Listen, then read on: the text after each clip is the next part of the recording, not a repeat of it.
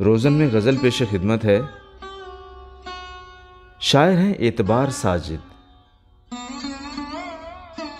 बेसूद हमें रोज़न दीवार से मत देख, हम उजड़े हुए लोग हमें प्यार से मत देख।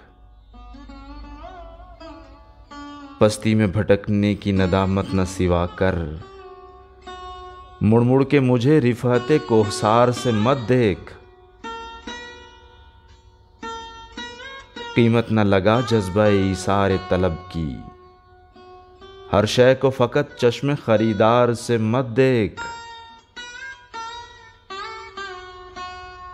फिर तजुर्बाए मर्ग से मत कर मुझे दो चार, मैं हिज्र ज़दा हूँ मुझे इस प्यार से मत देख।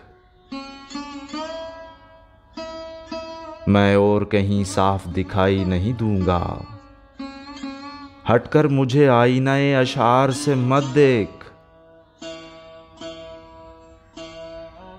गर धूप में चलना है तो इस शहर तलब को, कागज पे उगाए हुए अशजार से मत देख। इतना तो भरम ज़ख्म शनासाई का रख ले, हंसकर मेरी जानिब सफ़े अग़ियार से मत देख।